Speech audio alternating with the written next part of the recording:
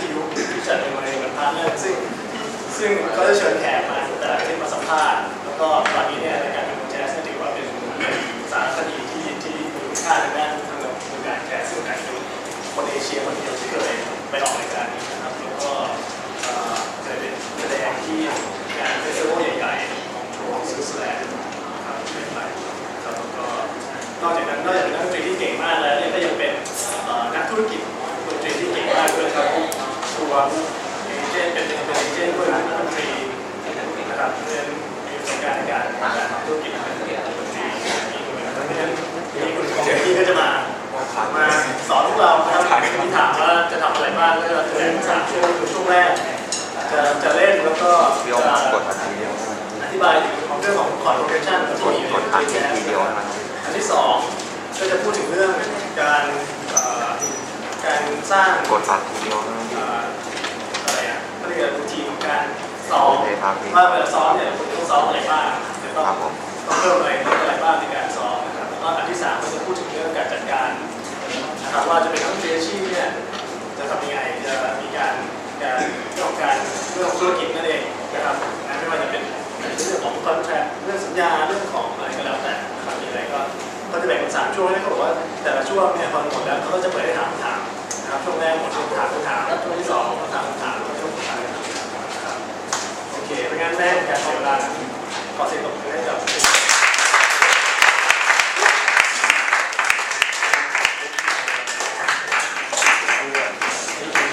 Right, so maybe before I talk, I'll just play something for you.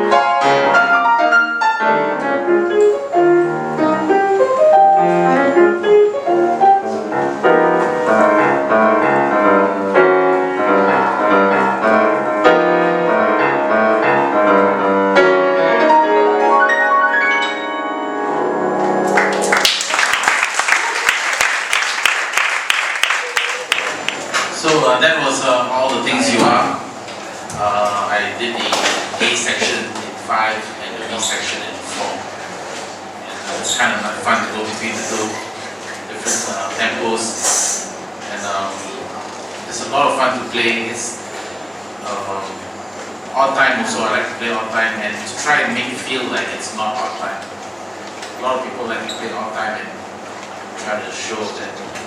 I'm playing odd time, and then it's not really so musical anymore.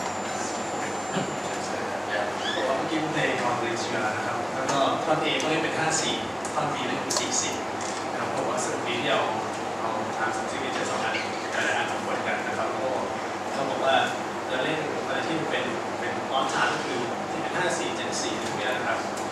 ให้เล่นแล้วให้มันฟังกันไม่ใช่ออนทาร์เพราะว่าบางคนเนี่ยเอาพวกออนทาร์มาเล่นแล้วก็เล่นแล้วคือเพื่อจะโชว์ว่าตัวเองเล่นได้แล้วก็สุดท้ายมันก็ฟังไม่เพราะอีกต่อไปนะครับ So actually, here in Thailand, actually the level of music education and jazz education for this part of the world is, I think, of the international standard. And we've got some great teachers. They teach you all the theory and the practical application of the theory. So today, although I will talk a little bit about some of my approach towards actual playing, it might be more useful to share my life as a musician, my career, my attitude towards being a professional musician, as well as some aspects of how to make a living and how to be also have mindfulness about the business of music. ว่าวันนี้ในเมืองไทยนะครับมาตรฐานการเรียนการสอนดีแจ๊สเนี่ยก็เทียบเท่ากับระดับสากลนะครับมีอาจารย์ที่เก่งก็มีหลักสูตรที่ดีนี่เขาบอกว่าในวันนี้เขาก็เลยอยากจะพูดถึงการเป็นนักดนตรีแจ๊สอาชีพนะครับว่าทำยังไงถึงจะมีชีวิตอยู่ได้ในฐานโดยการเป็นนักดนตรีแจ๊สนะครับพูดถึงเรื่องของความคิดต่างๆเขานะครับทัศนคติแล้วก็เรื่องของธุรกิจของดนตรีแจ๊สนะครับ So firstly, I like to. I'm sure many of you already realize it, but some of you may not realize really how fortunate it is to live in a country like Thailand, where you have at least 4 universities, if not more, that have a very comprehensive jazz education program with very qualified teachers. There's almost nothing like this in Malaysia. In Singapore, there's only one college with jazz studies, and Indonesia also a couple, and not with the kind of depth and breadth that you have over here. So I must ask you all not to take that for granted. พวกเราอาจจะไม่รู้นะครับว่าตัวเองโชคดีขนาดไหนที่อยู่ที่เมืองไทยนะครับที่กรุงเทพเนี่ยมีมหาวิทยาลัยที่สอนดนตรีแจ๊สถึง4 ที่นะครับโอ้ที่มาเลเซียเนี่ยมีแค่ที่เดียวที่สิงคโปร์มีที่เดียวเหมือนกันผมแน่ใจแล้วก็ที่อินโดนีเซียรู้สึกมี2 ที่นะครับแล้วก็ไม่ได้เข้มข้นเหมือนที่เราเรียนนะครับแต่ก็บอกว่าขอให้อย่าอะไรกันเสียโอกาสอย่าให้เสียโอกาสอย่าต้องถามว่าอะไรคืออย่ามองข้ามในส่วนความโชคดีของนี้ไปอย่าละเลยว่าตัวเองมีโอกาสที่ดีแล้วนะครับอย่ามองข้ามนี้ไปนะ So I will tell a little bit about my history, how I started. So my father was actually a policeman, but he used to moonlight or illegally work part-time as a jazz guitarist and Hawaiian guitarist. And he used to have jam sessions at home quite often at our home. And I used to, love to play toy pianos. And one time my dad, he had a Fafisa organ. In the old days there was an organ called a Fafisa organ. And during one of the break times, I jumped on the organ when I was 5 years old, and I started to play with 2 hands. Not difficult something, but and then my father's friend said, "You better sell this organ and buy a piano and get your son to have lessons." ก็ก่อนที่จะเข้าแต่ก่อนเนี่ยพ่อเป็นตำรวจแล้วก็เล่นกีตาร์ซาซานะครับเล่นกีตาร์เป็นคือเช่นตอนคืนนั่นแหละแต่ว่าเป็นงานอาชีพเสริม แล้วก็มีแจมเซสชั่นที่บ้านเพื่อนๆพ่อก็จะมาแจมที่บ้านแล้วพอเขาเลิกแจมเนี่ยก็เจอนี่จะขึ้นไปเล่นกับน้องแกเป็นน้องแกง่ายๆครับเสร็จแล้วเพื่อนพ่อคนหนึ่งบอกว่างั้นขายออกงานแล้วซื้อเปียโนให้ลูกเล่นดีกว่า So I started classical piano lessons and at the age of 6.5, and studied all the Moran School of Music, grade 1 to grade 8 kind of stuff. And at first when I started my lessons, I really loved it. I loved it a lot. And until I was about 9 years old, I got kind of bored. And at that time, my father was no longer a policeman. Now he was working as a manager for selling construction equipment in Sabah, in East Malaysia. And at that point, I was getting really tired and bored with my music. And in fact, I was so bored and I didn't want to practice. I was learning how to use the sustain pedal at the time, that I went outside to my father's motorcycle and I started the motorcycle engine until it was really hot, right? And when the engine was really hot, I took my leg and I burned my leg on the engine, and I went into the house crying to my mother and said, I cannot practice, I can't practice. เขาบอกว่าเขาก็เรียนเปียโนคลาสสิกก่อนนะครับแล้วก็เรียนอยู่ประมาณ4 ปีจนถึงอายุ9 ขวบแล้วก็เปลี่ยนแต่เลยปกติเขาบอกว่าตอนนั้นคุณพ่อเขาเนี่ยไม่เป็นตำรวจแล้วก็ขายทำอาชีพขายวัสดุก่อสร้างเนี่ยนะครับตอนอายุ9 ขวบเนี่ยก็แกก็เบื่อแล้วที่เรียนดนตรีคลาสสิกเบื่อขนาดที่ว่าไม่อยากซ้อมแล้วก็เขาก็เลยไปสตาร์ทรถมอเตอร์ไซค์พ่อแล้วร้องให้เครื่องมันร้องสุดๆเลยแล้วก็เอาขาไปแนบแล้วท่อไอเสียให้มันเป็นแผลแล้วจะมาบอกแม่ว่าซ้อมไม่ได้แล้วเหยียบแพดโลไม่ได้ขาไม่ได้ So my mom said, oh, you silly boy, why you do that? And she took some butter, and she nursed my wound. She put a bullwide's tail that you put butter on the burn. It's good for you. So she put the butter and she said, okay, now I put butter already. So now you can go and practice, but you don't have to press the pedal. เข้าใจด้วยครับต้องแปลนะแก้พ่อเลยมาใส่ขาผมว่าหายแล้วไปซ้อมต่อแล้วทำให้เหยียบไม่โดน So that's how much I started off. I really loved it at first, and when I was younger, my dad used to have all these great records. In fact, the first record that made me wake up and I just went, wow, I couldn't believe that music would sound so good, was an album by Jimmy Smith called The Cat, which was Jimmy Smith with Laro Schifrin Orchestra, and that really, just blew my mind away. He also had records of Oscar Peterson, Joe Pass, and Ray Brown. So that was my early listening when I was first interested. ตอนเด็กๆพ่อเขาก็มีแผ่นเขียนเยอะๆเลยนะครับแต่ว่าแผ่นเสียง2 แผ่นที่คุณเจอนี่ยกตัวอย่างให้ฟังที่แบบทำให้รู้สึกว่าคือใช่ไหมให้สนใจดนตรีนี้ก็คือแผ่นของจิมมี่สมิธชื่ออัลบั้ม The Cat นะครับถ้าใครไม่รู้จักอัลบั้มนี้เป็นอัลบั้มสำคัญอัลบั้มหนึ่งเราไปหาฟังนะครับแล้วก็ถือว่ามีออสการ์ พีเตอร์สันที่เล่นกับโจเนสนะครับแล้วก็เรย์บราวน์เล่นเบสนะครับ But at 9 years old, for some reason, I was kind of bored because I was made to practice for too many hours in a day, and my music teacher was really boring, and I don't think he really even enjoyed teaching piano. But I was really lucky when my family moved to Sabah, to Kota Kinabalu in Sabah. I think it's just my luck and divine providence that I met my most influential piano teacher. His name was Mr. Tan Zi Tong. One of the first master's degree performance majors in classical piano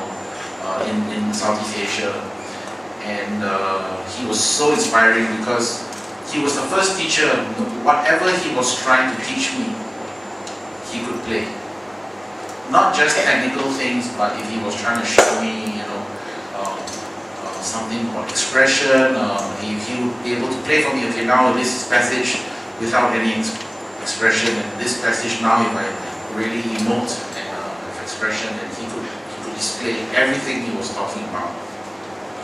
ว่าคือครอบครัวเนี่ยเขาก็ย้ายไปอยู่ที่โคตาคินาบาลูนะครับในเขาเรียกอะไรรัฐซา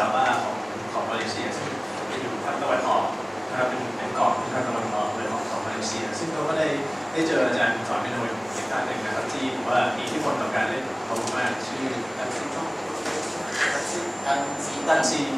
นะครับซึ่งก็บอกว่าเป็นอาจารย์สอนเป็นคลาสสิกที่ได้ปริญญาโทเป็นคนแรกของภูมิภาคตะวันออกเอเชียตะวันออกเฉียงใต้เลยด้วยซ้ำนะครับแล้วก็คือไม่ใช่สอนเฉพาะเรื่องเทคนิคนะครับทุกอย่างที่อาจารย์ท่านที่สอนเขาเนี่ยสามารถเล่นให้ดูได้หมดเลยสามารถทำให้เห็นเป็นตัวอย่างได้ครับ I think we met him, right? Yeah, we went to. I still stay in touch with him. He's about 70 years old now. So I had a newfound interest in piano, still learning classical music at the time, not yet into jazz. Then when I came back to Singapore, I finished my primary school and started in secondary school, and I was really lucky because where my school was, now in Singapore, my school was St. Joseph's Institution, but where the school stands now is the Singapore Art Museum, and there's a road next door to it, and across it is my friend's house, and in his house he had an organ and a piano and a drum set. So every day after school, and then next to his house was a very famous music store in Singapore called City Music, and so I'm not interested in school at that point, right? I just can't wait for school to finish so I can run across to my friend's house. And we had a jam session, the three of us took one organ, one piano, one drums, and then we go over to City Music. At that time was selling Hammond organs, and the owner was a great organist. He knew how the difference between playing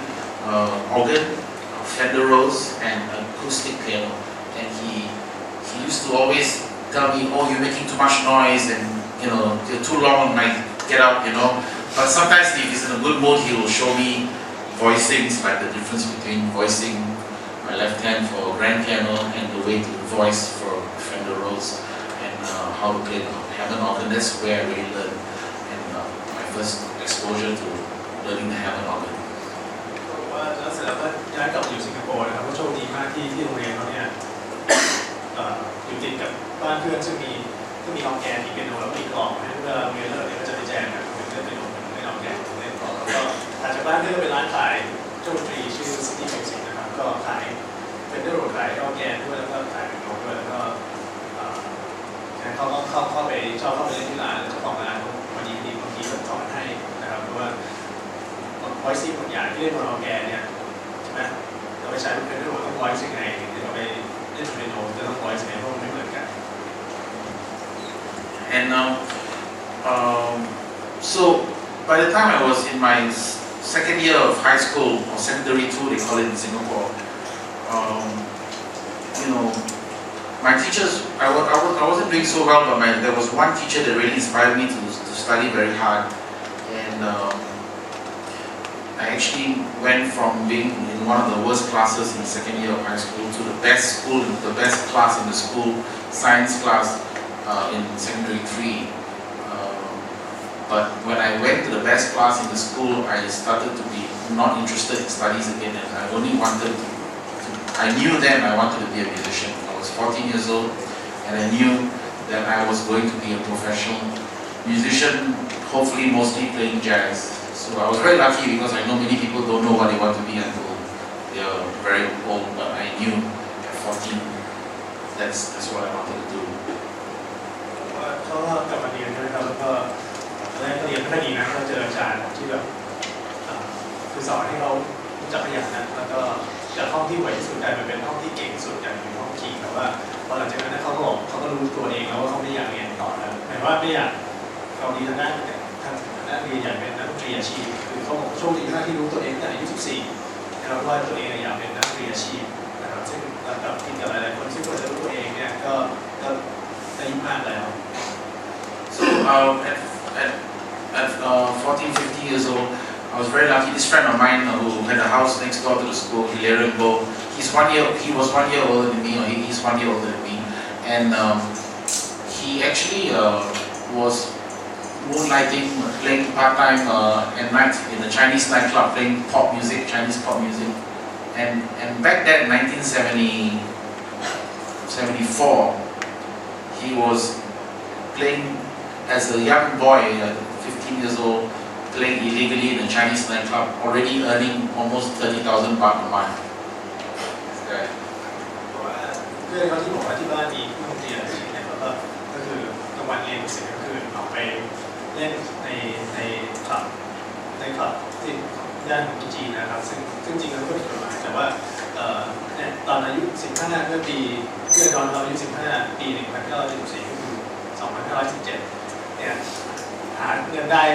เป็นเงินเท่ากับ30,000 บาทแล้วในขณะนั้นนะครับ And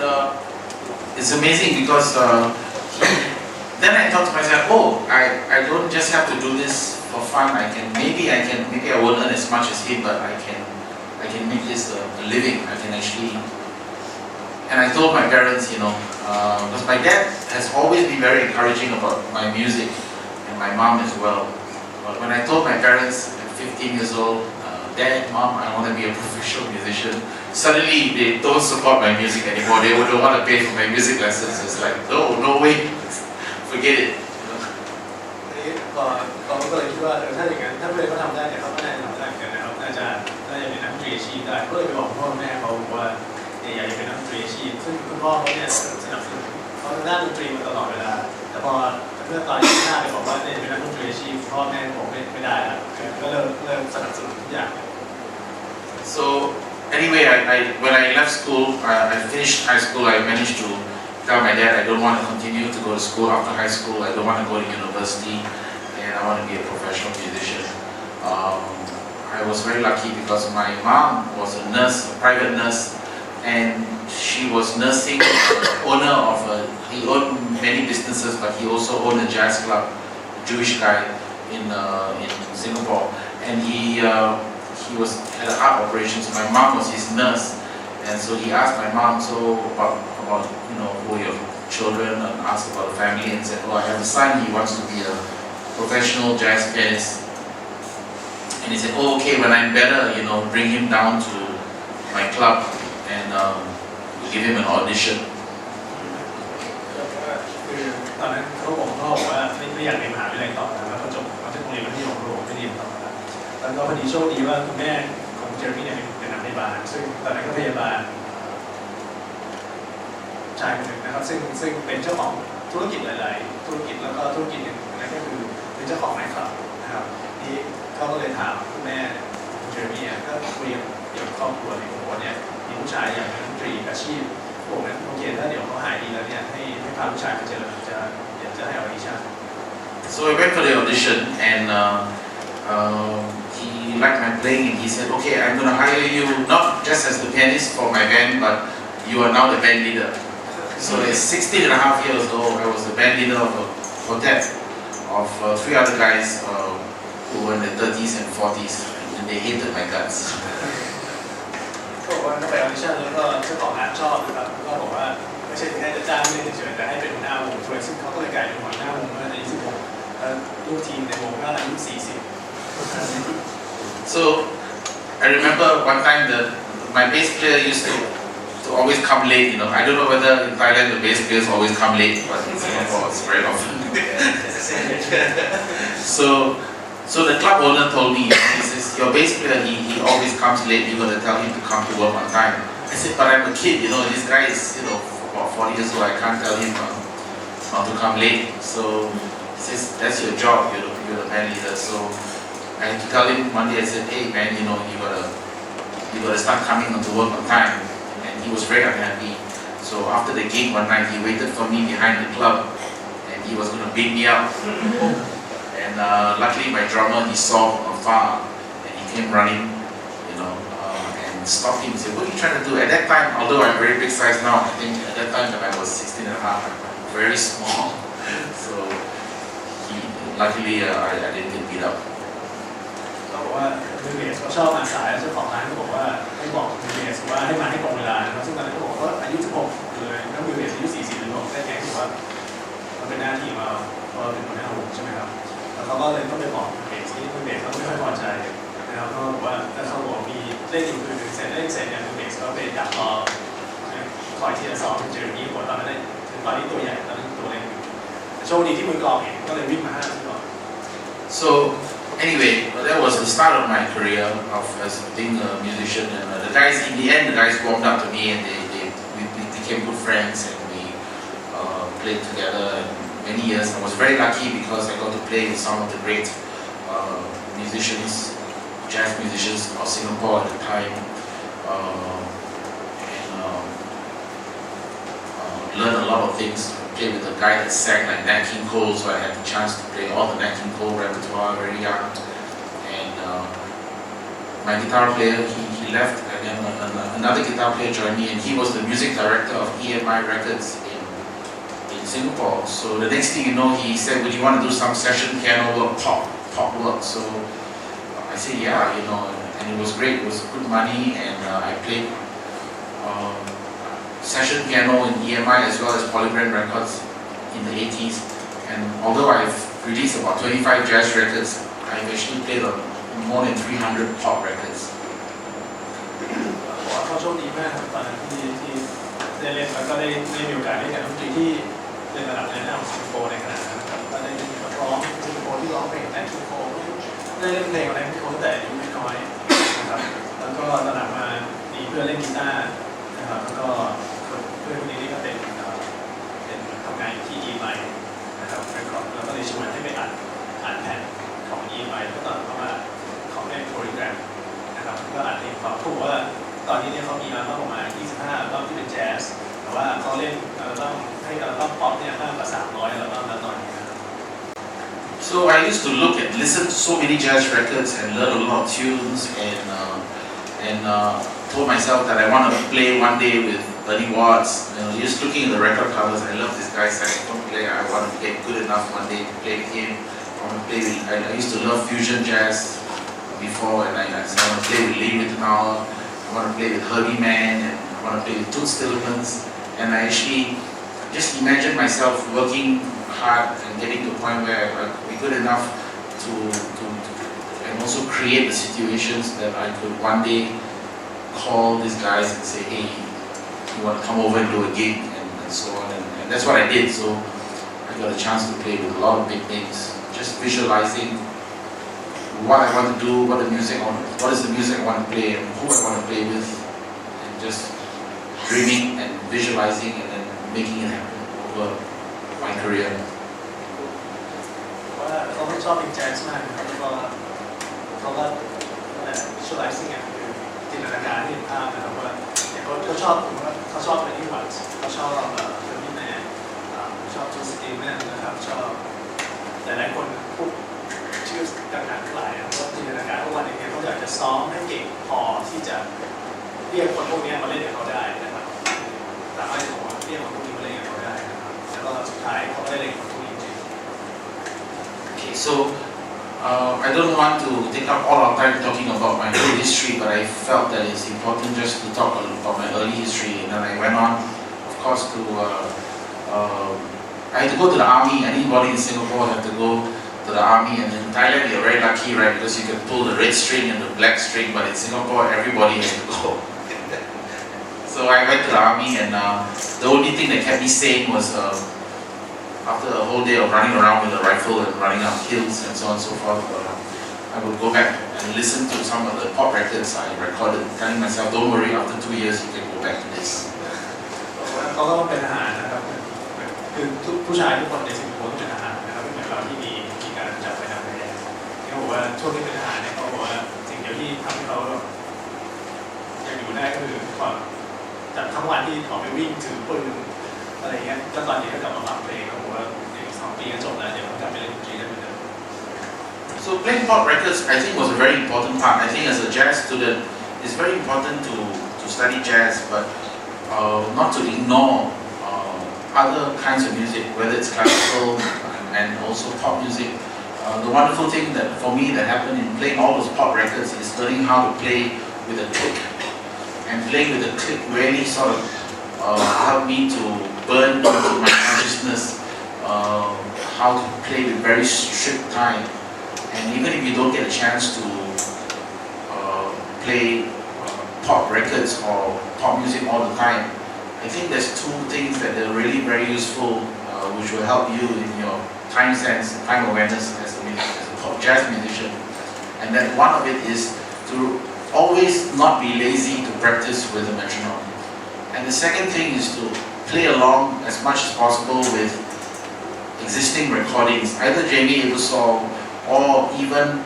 even if it's recordings that are already recorded, you learn the tune, you put on the tune, and you play even though there's soloing going on. You actually just play with the recording, and you will be able to burn in a very serious and effective time sense. ว่าเขาก็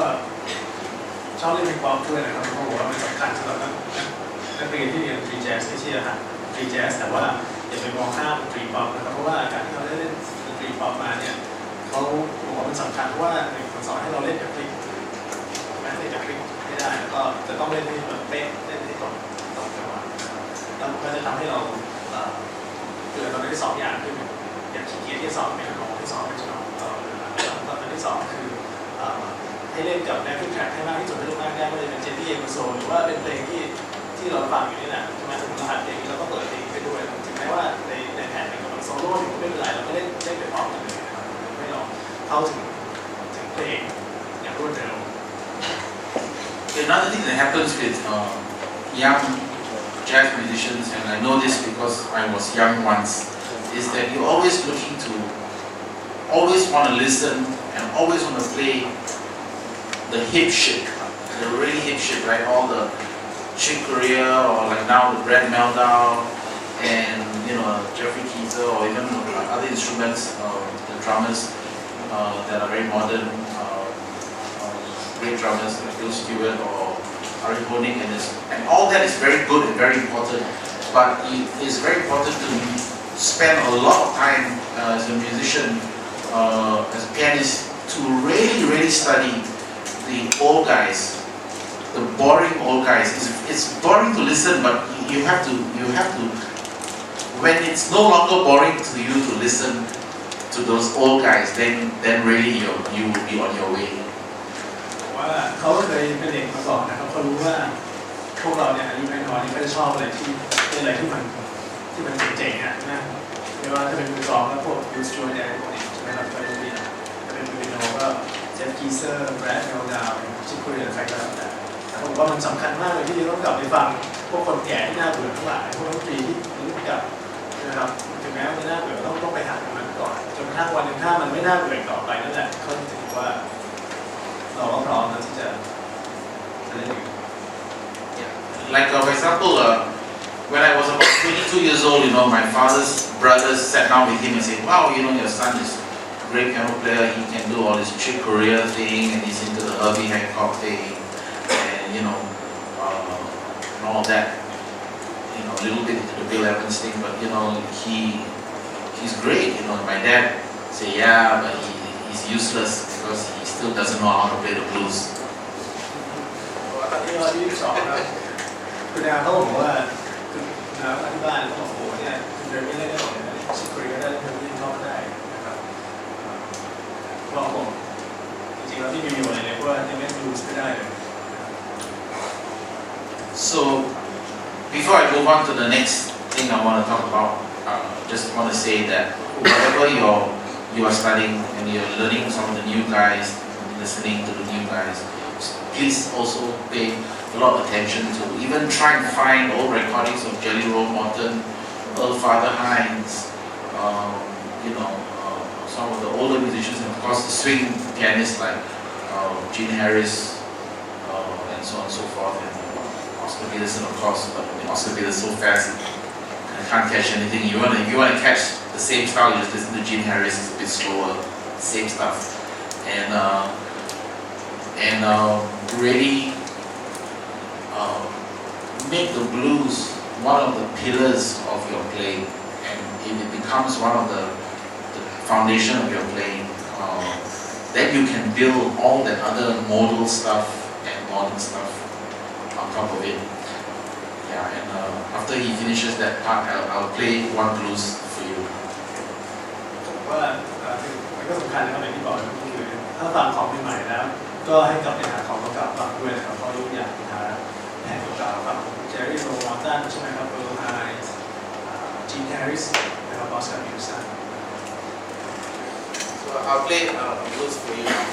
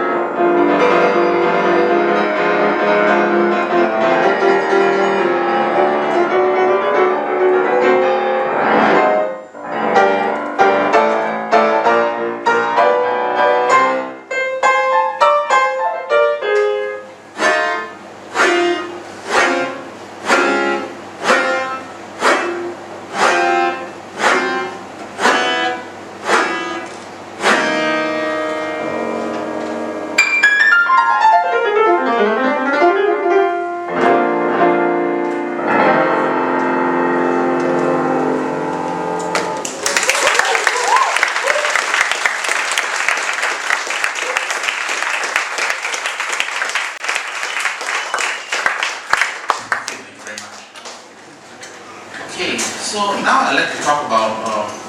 like the progressions of developing as a musician. I think the first thing that you have to do is to learn to really master your instrument, and by that is to develop as much technique as you can on the instrument, and this usually means many long hours, because this instrument is, or any instrument for that matter, you can't master it without just hours and hours and hours of practice to learn all the nuances, not just the notes, but the best possible fingering and how to coax tone out of the piano. One person can play one chord on the piano, another person can play the same chord but it sounds different on the same piano. So just the first stage is to do everything possible to master the instrument. ว่าก็การที่จะเล่นเครื่องดนตรีได้ดีนะครับคือไม่ใช่เฉพาะเปียโนเนี่ยคือต้องซ้อมเทคนิคนะครับแล้วก็ให้รู้จักเครื่องดนตรีที่มากที่สุดที่มากได้คือไม่ใช่ว่าเล่นโน้ตได้เฉยนะครับคือเพราะว่าคอร์ดเดียวกันเนี่ยนักดนตรีเล่นโน้ตตัวเดียวกันแต่ว่าเสียงมันต่างกันนะครับก็ให้พยายามหาทุกความเป็นไปได้นะครับไม่ว่าจะเป็นเรื่องของโทนเรื่องของเสียงเรื่องของอะไรที่ได้เราเป็นที่เราทราบหลายๆชั่วโมงนะครับหรือว่าเทคนิคพื้นฐาน And the next stage, especially when you're young, when you still have memory, you know, and because as you grow older, you find that it's not easy to remember things. You know, in fact, I always tell myself now, I suffer from this thing called CRS, which is can't remember shit. And it's true, you don't retain things the way you do when you're younger. I mean, your brain has other functions that you have more understanding, and also the ability to use what you've learned in more profound ways. But while you still have the ability to put things into your memory, try to learn as many tunes as you can learn. Just increase the size of your repertoire, and that means that knowing the song from memory without having to look at the chart. อย่างนึงคือให้คือบอกตอนเด็กๆได้เปรียบเพราะว่าสมองเองจำอะไรได้เยอะมากเพราะว่าตอนนี้เขาจำอะไรไม่ได้เลยนะครับ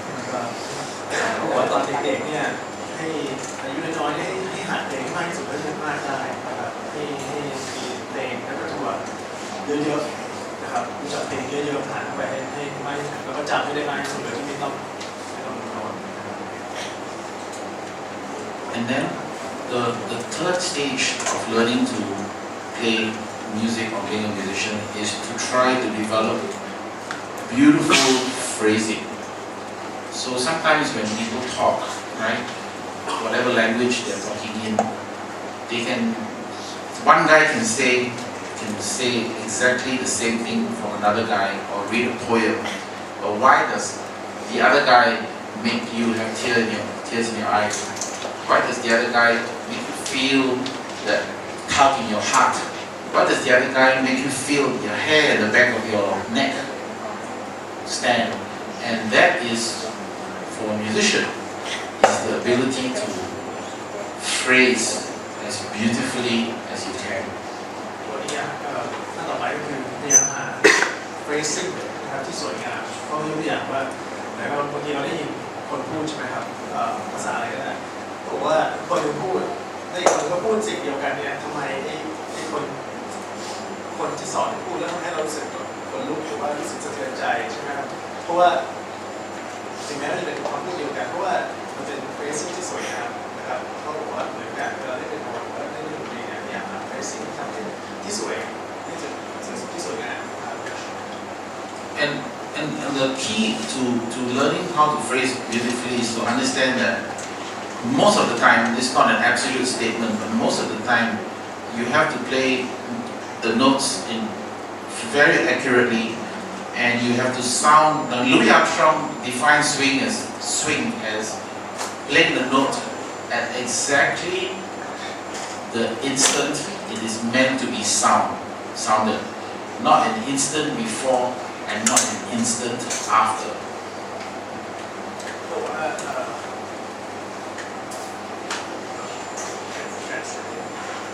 บอกว่าคือโดยส่วนมากแล้วเนี่ยนะครับเขาบอกว่าอย่างรู้จักชอบว่าสวิงเนี่ยโน้ตที่สวิงเนี่ยคือเล่นในเวลาที่มันควรจะเล่นนะครับไม่ใช่ก่อนหน้าหรือหลังอยู่ในที่ของมันนะครับ And actually the secret to being able to play the notes and sound the notes exactly when they're meant to be sounded is to also understand that in between the notes there's space, and that the space is also a part of the music, and you have to play the space. They say a good musician plays the notes, a great musician plays the spaces in between the notes. ความน่าผมก็คือโน้ตที่เราได้ยินเนี่ยไม่ใช่แค่โน้ตมันมีอยู่มันมีช่องว่างอยู่ระหว่างนะครับบอกว่าจะเล่นตอนไหนเนี่ยตรงนี้น่าสำคัญนะครับเพราะว่านักดนตรีที่ดีเนี่ยคือเล่นโน้ตแต่นักดนตรีที่ดีเยี่ยมเลยเนี่ยเล่นกับสเปซเล่นกับช่องว่าง One example that I was very humbled was when I had a chance to play with Lee Rittenau, and we were playing this Don Grusin tune called Music Prayer for Peace, and the intro of the song was a phrase like this, like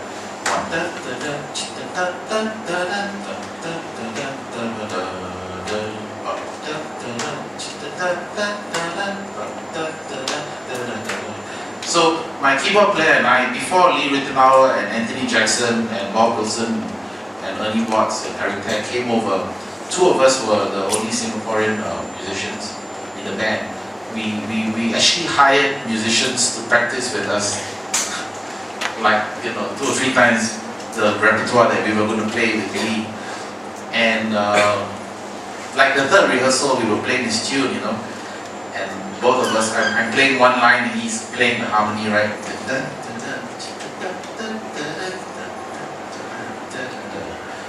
So we're looking at each other going, wow man, we're hot shit and we got this thing down. When Lee comes, it's going to be no problem. เพราะว่าประสบการณ์ที่ทำให้ความรู้สึกตัวเล็กไปก็คือตอนที่เล่นกับลีเล่นนาวนะครับแล้วก็เขาก็ร้อง Tracing เมื่อกี้ให้ฟังนะครับคือก่อนที่จะเล่นกับลีเล่นนาวเนี่ยเขาก็จ้างนักดนตรีสิงคโปร์มาเล่นด้วยกันซ้อมก่อนตอนที่เล่นกับลีเล่นนาวนะครับซ้อมที่เล่นกับลีเล่นนาวเขาบอกว่าคือซ้อมแล้วก็รู้สึกว่าเล่นได้แล้วเนี่ยพอลีเล่นนาวมาเล่นกับเขาเนี่ยก็จะไม่มีปัญหาอะไร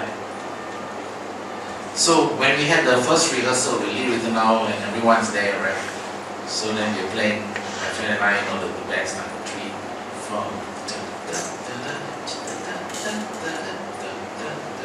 So we look at each other, yeah man, we got it man. And then Lee comes in. Both of us look at each other and go, oh shit. It's just night and day. It's hard to explain that.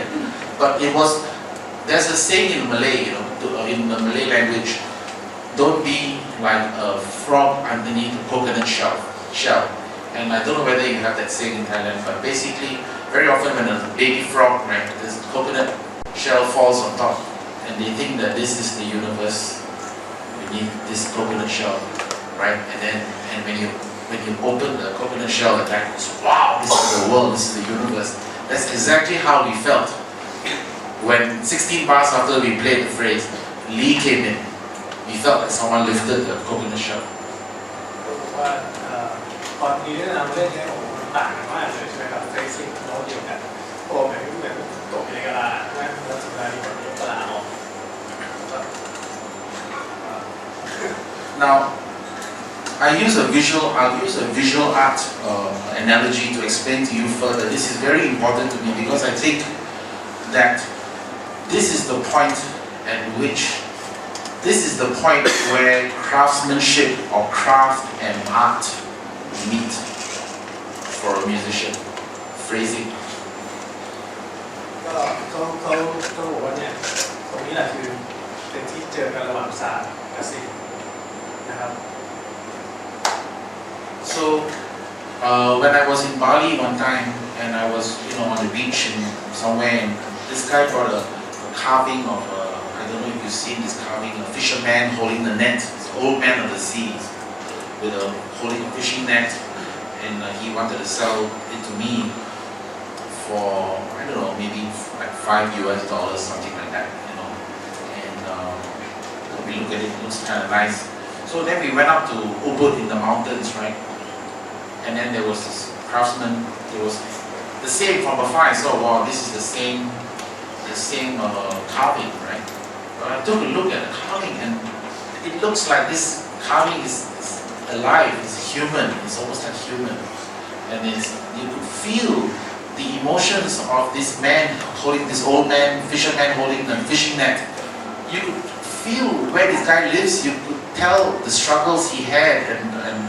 trying to feed his family, and all of that stories came out of the carving, the same carving. ตอนที่เราอยู่ที่บาหลีเนี่ยอยู่ที่ชายหาดก็มีคนพยายามจะขายไม้แกะสลักเป็นรูปผู้ชายมาขายดักปลาเพราะว่าโอเคแล้วเขาบอกว่าเขาขึ้นไปในหมู่บ้านภูเขาเลยก็มีไม้แกะสลักรุ่นเดียวกันแต่ว่าของวันนี้เห็นแล้วแบบมันมีชีวิตกับชีวิตมากเลยนะครับคือสามารถจะเข้ารู้เห็นถึงอารมณ์ถึงอะไรหลายๆอย่างในไม้แกะสลักซึ่งเป็นรูปเดียวกันนะครับต่างกัน So as a musician, as a pianist, that is the kind of quality that you have to really work towards in learning. Once you've learned your repertoire, you learn your instrument, and you learn the tunes, you have to really work on phrasing such that when someone listens to you play, that they can feel. You know, the great painter Picasso said, art is when mind, body, and spirit are in alignment. Okay? So, for us, what is mind? Mind is all the theory that you're learning, the harmony and the available note scales and all the technique and stuff like that. I mean, in terms of knowing the harmony and the songs. Body is the chops, right? So that when you play, you can actually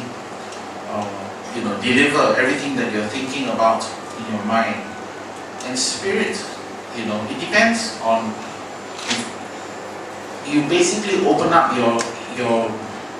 heart and your head, okay, to humanity, to love. For those of you who are religious, then you open it up to God. Or if you're not religious, it doesn't matter. You open it up to your heart, to humanity, and people suffering, joy, and so on. And when you play your music and you think about these three aspects, your body, meaning your chops, your mind, meaning how much you study your harmony and your knowledge of music, all the music you listen to that you keep for reference, for phrasing reference and style reference, and also your heart to be open-hearted and connect with the audience and connect with the music and your other musicians, then you will create this eclipse, and it's at that point that you will create art. เขาบอกว่าความสำคัญของมันก็คือจะทำเรื่องของ phrasing ในทางดนตรีเนี่ยพอเราหัดเพลงแล้วเนี่ยเราต้องสร้าง phrasing ให้คนฟังเนี่ยรู้สึกถึงอารมณ์ของมันได้นะครับไม่ใช่เล่นแค่บอกว่าปิกัสโซพูดบอกว่าศิลปะเกิดขึ้นเมื่อจิตใจร่างกายแล้วก็วิญญาณเป็นเส้นตรงเดียวกันนะครับเขาบอกว่าในดนตรีก็คือจิตใจก็คือเรื่องของทฤษฎีเรื่องของฮาร์โมนีเรื่องของความรู้ที่เราเรียนนะครับร่างกายก็คือเรื่องของมือเรื่องของเทคนิคนะครับส่วนในเรื่องของจิตใจเนี่ยมันก็แล้วแต่ว่าใครอินกับอะไรนะครับบางคนที่ให้การในศาสนาก็อาจจะนึกถึงพระเจ้านึกถึงกอดใช่ไหมครับแต่ว่าถ้าบุคคลที่ไม่ได้เป็นคนที่ให้การในศาสนาก็อาจจะนึกถึงแม้ความเป็นมนุษย์เพื่อนมนุษย์ความรักความโกรธความเศร้าอะไรก็แล้วแต่เพื่อเล่นเพลงมาเพื่อจะสื่อถึงอารมณ์เพลงมา Okay, so I think you kind of understand how important, how much importance I place on phrasing. Okay. Now then, the fourth development as a musician is to develop your own voice. That someone knows that it is you Now, whether you are more of a player and less of a composer, or you are more of a composer and don't really like to play so many standards, or kind of half and half, it doesn't matter. But if you work towards developing your own voice, is really, really important, because then that will set you apart from everybody. That you won't just be another. I mean, it's nothing wrong to be a really good sideman. Everyone wants to hire you, but also you have the potential of becoming a leader because you have tunes. Either you have your own tunes that are great, or you have a way of interpreting standards in a way like Keith Jarrett, for example. He just has a wonderful way of interpreting standards now. Besides having, he doesn't write much anymore, other than his spontaneous composition for the when he does the solo piano stuff. But to find your own voice, to find that when someone hears the first few notes, they know it's you. อย่างที่สำคัญในการดนตรีก็คือต้องหาเสียงตัวเองให้เจอนะครับให้เพราะว่าคนฟังก็จะได้รู้ว่าเป็นเราเลยนะครับบอกว่าโอเคหลายคนอาจจะเล่นเป็นไซด์แมนครับแบบนั้นแต่ว่าคือการที่จะหาเสียงของตัวเองให้เจอไม่ว่าจะเป็นการเขียนเพลงการเล่นนะครับจะทำให้เราโดดเด่นออกมาจากคนอื่นนะครับแล้วก็เขาก็ยกตัวอย่างที่เจอใช่ไหมเขาบอกว่าที่เจอเนี่ยเอาเพลงสแตนดาร์ดเนี่ยมาตีความใหม่เล่นมาทุกคนรู้เลยว่าที่เจอ So maybe at this point I will play something else for you now. Maybe just hopefully it's a bit early in the day for me. I hope I can play with some good phrasing. It's an original composition of mine. The song is called Life Goes On, and basically what I'm trying to emote and talk about in the song is there's a point when all of us lose something great in our life. Sometimes we lose all our money, sometimes we lose a partner, either a wife or husband or boyfriend, girlfriend, whatever. We lose someone really dear to us, or a pet, or whatever. We're just lost. But there's a point that after you feel so sad for a long time that you have acceptance. You know, there's an emotional map that psychologists know about, but there's a point in the emotional map that you arrive at acceptance. And that point of acceptance is when I wrote this composition, and this is called Life Goes On. ต่อไปก็จะเล่นเพลงที่เขาเขียนขึ้นมานะครับชื่อว่า Life Goes On ก็คือชีวิตก็เดินต่อไปเขาบอกว่าทุกคนเนี่ยต้องมีประสบการณ์ที่จะสูญเสียไม่ว่าจะเป็นเสียเงินหรือว่าเสียคนที่รักหรือเสียสิ่งที่รักไปใช่ไหมครับซึ่งพอเราเสียสิ่งที่รักไปแล้วก็จะมีจุดหนึ่งที่เราจะยอมรับมันได้นะครับแล้วก็ชีวิตก็เดินต่อไปเพราะว่าเขาเขียนเพลงนี้จนตอนที่เขาถึงจุดนั้น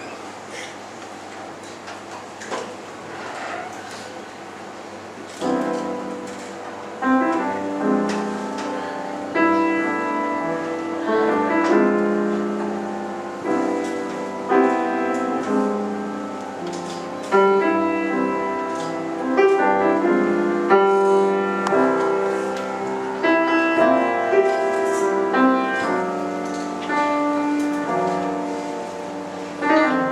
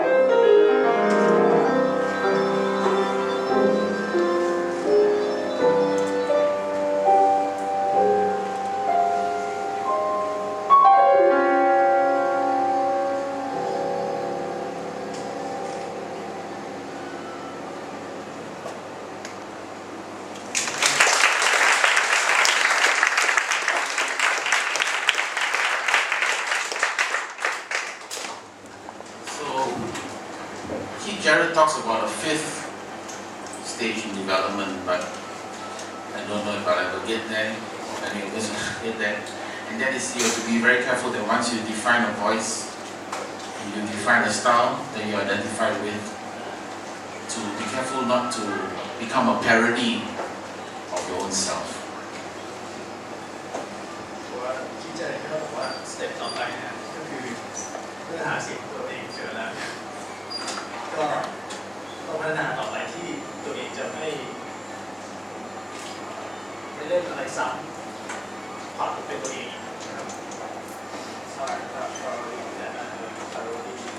side. Like an imitation of your own self. I explained it. Yeah.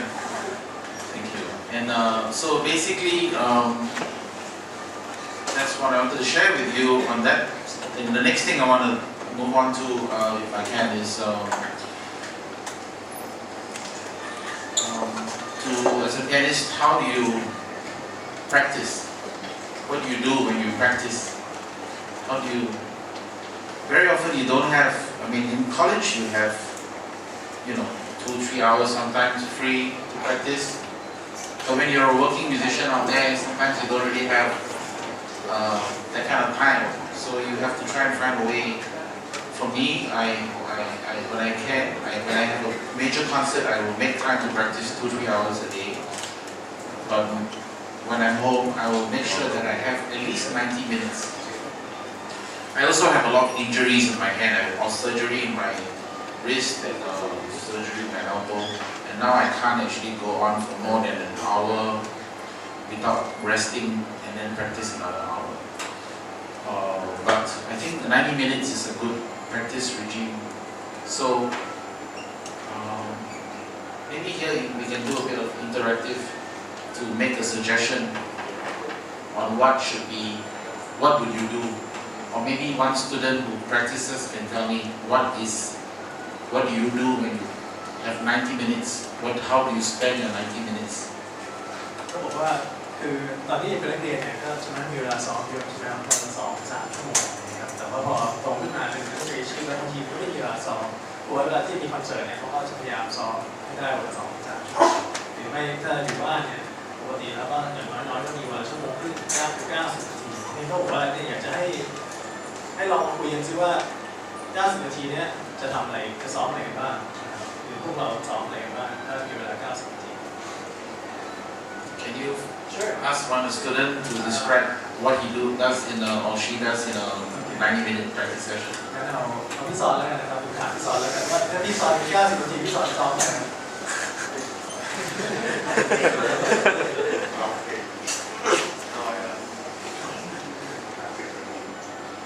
ก็จะซ้อมอะไรบ้างน่าจะเป็นสเกลอะไรเงี้ยสเกลแล้วก็พวกวอร์มเรื่องหัวกำลังถ้ามีรักแค่นั้น90 นาทีหมดอะไรอ่ะก็แบ่งยังไงไม่หรือว่าซ้อมอะไรคือในนี้ของเราคือยังไงคือ90 นาทีน่าจะเริ่มด้วยกำลังก่อนนะกำลังแล้วก็ไป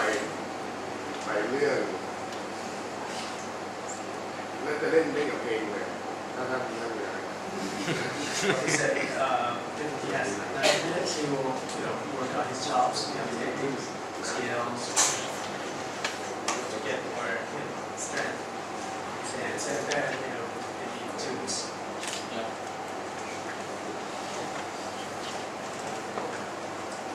But that's like 40 minutes. เพราะว่าเขาใช้เวลา40 นาทีที่จะซ้อมแค่นั้นนะครับคือมันเป็นแค่40 นาทีนั่นเอง But I'm trying to create a structure so that you actually have a map to practice. Okay, here's how I would suggest it. Maybe everyone can change. But when I sit at the piano to practice, the first thing I'll do the first 5 minutes or 10 minutes is to choose a ballad and just play a ballad. ผมว่าเขาอยากจะสร้างโครงสร้างให้พวกเรานะครับเอาไปใช้ได้แต่ว่าก็ใช้ตามความเหมาะสมผมว่าถ้าต้องมี90 นาทีเนี่ย5 นาทีแรกเขาจะเลือกบาลานซ์ของเพลงแล้วก็จะซ้อม And when you play this ballad, there's few things that happens, right? Firstly, you're doing some light warm-up, and the other thing is you're centering yourself, because maybe you've just been very busy running around paying bills or whatever it is. So the ballad, the quiet ballad, has the effect of just centering yourself and bringing yourself to be in that space and time by the instrument. ผมว่าสาเหตุที่เลือกบัลลัดมาเล่นเนี่ยเพราะว่ามันจะเป็นการวอร์มอัพใช่ไหมครับตัวอย่างแล้วก็มันจะเป็นการทำให้เรากลับมาจดจ่ออยู่กับที่เปียโนใช่ไหมเพราะบางทีเราอาจจะยุ่งวิ่งไปทำนู่นทำนี่ทำนั่นอะไรในจนแบบใช่ไหมครับคือการซ้อมบัลลัดทำให้เรากลับมาโฟกัสได้อีกทีนะครับ After that, I was just to spend about an hour or half an hour or 40 minutes on scales, and starting slow and then going faster. And scales could be even like the Hanon, you know, right? And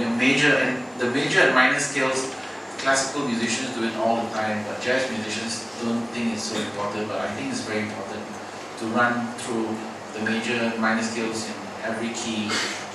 arpeggios across every key, slow, medium, and fast. And in fact, using a metronome all the time, using a metronome, going from different tempo points, and just playing all the regular major, minor scales, chromatic scales, diminished scales, arpeggios, whatever it is, and do that for like half an hour, 40 minutes. หลังจากนั้นนะครับหลังจากที่เล่นบัลลัดแล้วก็อีกครึ่งชั่วโมงถึง40 นาทีเนี่ยเขาจะเล่นสเกลก็เล่น3 สปีดช้ากลางแล้วก็เร็วนะครับจะเป็นสเกลหรือเป็นแฮนนอนก็ได้นะครับแล้วก็เล่นเมเจอร์ไมเนอร์สเกลอาร์เปจิโอนะครับทุกคีย์เขาบอกว่ามันสำคัญมากคือนักดนตรีแจ๊สว่าเป็นนักดนตรีคลาสสิกเล่นอยู่ตลอดเวลาแต่สเกลนักดนตรีแจ๊สบางทีมองข้ามความสำคัญนี้ไปนะครับเราได้สอนสเกลหรือเป็นดิมิชสเกลอะไรก็ได้นะครับ40 นาที And then after that, did I say this brings you to the 45-minute mark? Okay. So then after that, you use the next 15 minutes or 20 minutes to learn a new tune. Remember I was telling you that you have to build your repertoire. So then you have to try your best to learn within one practice session or 2 practice sessions, learn one new tune. หลังจากนั้นอีก15 ถึง 20 นาทีก็จะหัดเพลงใหม่นะถ้าผมจำได้เมื่อกี้บอกว่าตอนเป็นเด็กเนี่ยก็คือให้หัดเพลงเยอะๆให้มากที่สุดให้มากได้ฉะนั้นอีก15 นาทีถึง 20 นาทีเนี่ยก็ให้หัดเพลงใหม่นะครับพยายามจำเพลงให้ได้ภายในครั้งหรือ2 ครั้งของการหัดเพลงนั้น Then after that, I call that next 15-20 minutes of my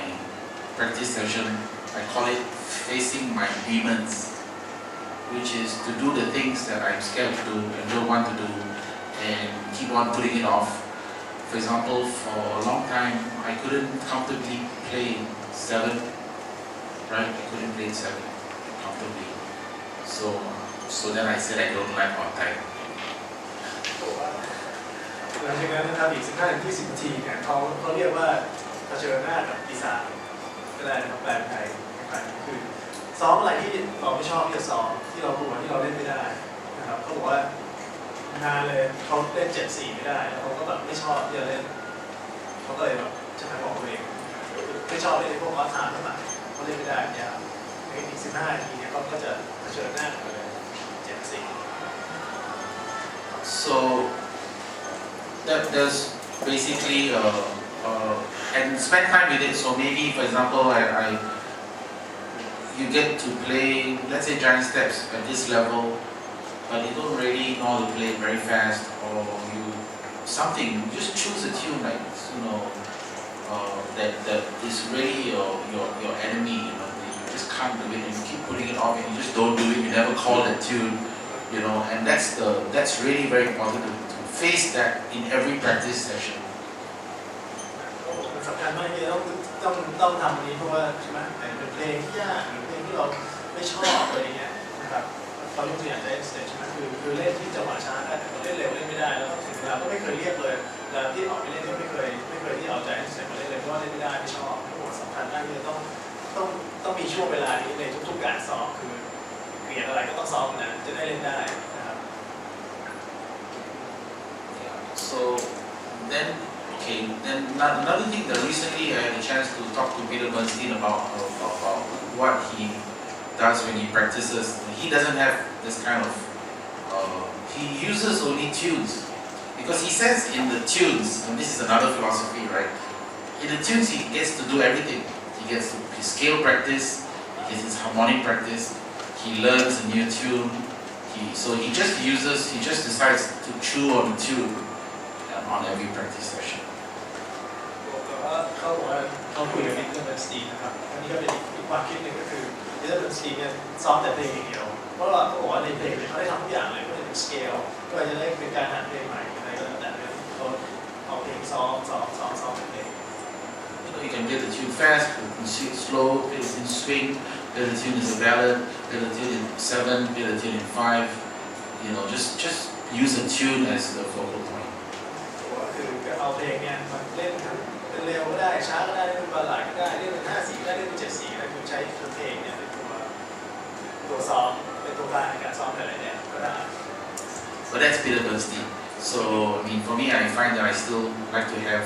structure, like I was talking about, you know, just work on different things at different times. And then usually I'll end up with playing something, the last 5-10 minutes, just play a tune I love to play. And kind of like, for me, like dessert, just fun. I mean, I think we forget that the operative word in playing music is play. And play has to be fun. So, you know, try to always have the spirit of enjoyment when you play. And the other thing is that, to me, and I think many musicians have said this before, there's no such thing as difficult music, only music you're unfamiliar with.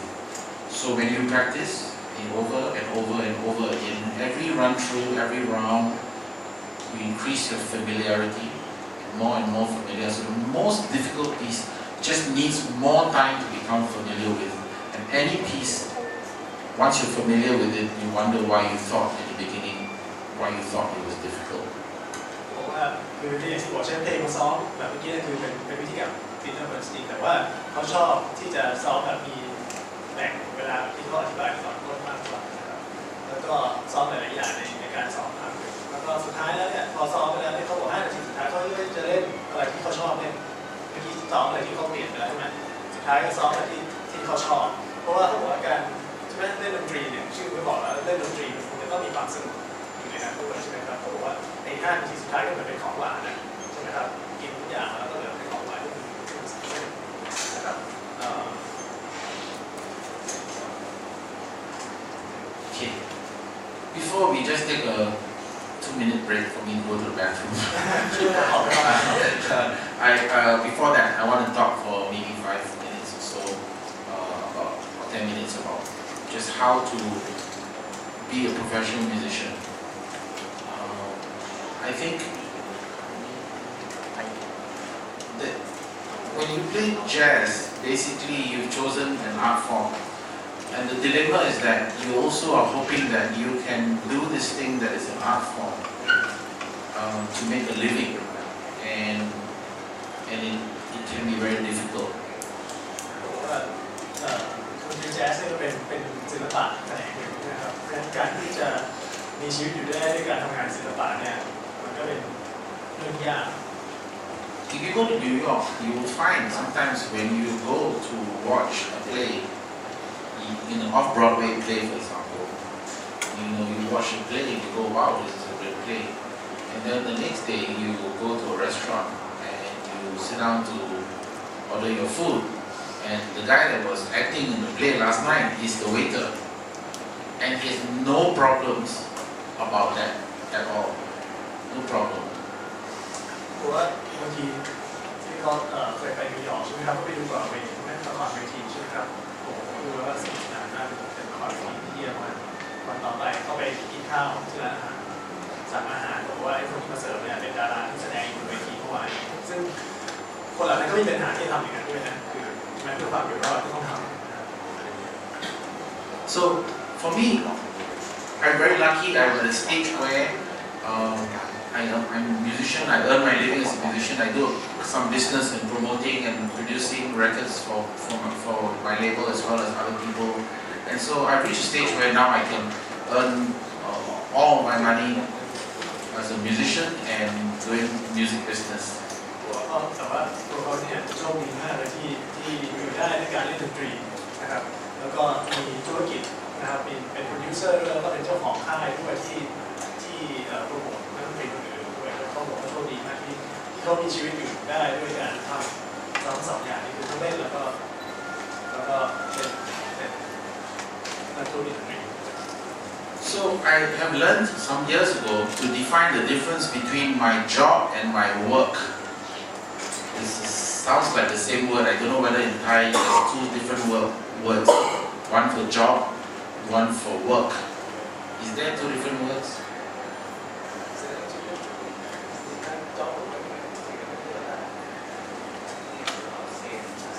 Okay. It's the same time, but So in English, I will try to explain and maybe you try your best to. yeah, sure. To me, I define the job as the thing you do to earn the money to pay your bills. And your work as the thing you do which is your life mission. For example, a guy's job could be driving a taxi from Monday to Friday. But his work is helping out at a charitable organization on a Saturday and Sunday like UNICEF or Salvation Army. That's his work. His job is Monday to Friday driving a taxi. ผมว่าคือเขาคือในภาษาไทยคำว่างานมันคือเหมือนกันในภาษาอังกฤษมีสองคำคือ job กับ work ใช่ไหมครับในภาษาไทยมีแค่คำเดียวคือเขาบอกว่า job เนี่ยคืองานที่เราทำเพื่อให้เราอยู่ได้เพื่อจะได้เงินเพื่อจะทำให้เรามีชีวิตอยู่ได้แต่ work เนี่ยคือเป็นงานที่เราทำเพราะว่ามันเป็นความรักความชอบของเรายกตัวอย่างคนขับแท็กซี่ใช่ไหมถือว่าขับรถแท็กซี่คือเป็นงานที่ทำให้เขามีกินมีอยู่ได้คือวันจันทร์ถึงศุกร์เนี่ยขับรถแท็กซี่แต่เสาร์อาทิตย์เนี่ยไปทำงานการกุศลอันนี้เป็น work job คือขับแท็กซี่แต่ work คือไปทำงานการกุศล And so, as a musician, right, you will find that very often you may have to do something, your job, which is paying your bills, looking after, especially when you grow older, you may want to get married, have kids, so you need to pay your bills and you have to take care of that kind of stuff. And you're in conflict because you're trying to make your work also serve you as your job, and it doesn't always work that way. โอ้โหเป็นนักดนตรีจริงยากเพราะว่าเราก็อยากทำงานได้เงินหาเงินมาจ่ายค่าใช้จ่ายต่างๆแล้วบางทียังมีครอบครัวมีลูกนะครับซึ่งบางทีมันทำให้แต่ work เนี่ยในส่วนที่เป็นทำดนตรีที่เราชอบเนี่ยบางทีมันไม่ตรงกันนะมันขัดแย้งกันเกิดงานที่เราทำไม่ได้เงินนะครับ So sometimes it means like the guy in New York, his work is to be the acting on an off-Broadway play, and then his job because he needs to either pay for college or some new instrument he needs or pay for his baby's milk or whatever he has to work. So as a musician, sometimes your job has to be something else other than music, but you can also find ways where your job is music. For example, you may not like so much to play pop music, but you may be able to get a job playing twice a week in a pop band and that maybe pays your bills. Or maybe you like or you don't like teaching. So if you like teaching, then you do, then it's no longer your job. But then if you don't like teaching, still do it because it is a job. You can get money from it and pay your bills so that you can do your work, which is maybe to write some great piece of music or whatever. So just to find this balance as you move forward is very important. And I promise you, as you go deeper and longer in your career, the two will meet. You will find that the job and work will become to a point where you can't tell the difference and you're just doing what you do and you make money from it and it's also your life mission. But it takes time as a young person not to be discouraged and to understand when you're doing something, playing a gig like some boring wedding gig, no one's listening to you, take it as your job. But also, you still get the chance to play an instrument, which I think is a blessing on its own. เขาบอกว่าคือบางทีแบบพวกเราเนี่ยอย่างเด็กก็บางทีต้องทำในสิ่งที่ไม่อยากทำเช่นในเพลงป๊อปอาทิตย์ละ2 วันอะไรก็แล้วแต่ในวงป๊อปหรือว่าเล่นงานแต่งงานซึ่งใช่ไหมเพื่อจะเอาไปจ่ายค่าใช้จ่ายต่างๆเพื่อจะได้มีเวลาไปทำส่วนที่เป็นเวิร์กคือส่วนที่เป็นเพลงที่เราชอบไม่ว่าเป็นเขียนเพลงหรือเป็นเล่นแจ๊สอะไรก็แล้วแต่นะครับแต่เขาบอกว่าอย่าเสียกำลังใจซะก่อนนะครับเพราะว่าทำต่อไปเรื่อยๆนะครับแล้วสักวันหนึ่งเนี่ย2 อันระหว่างงานที่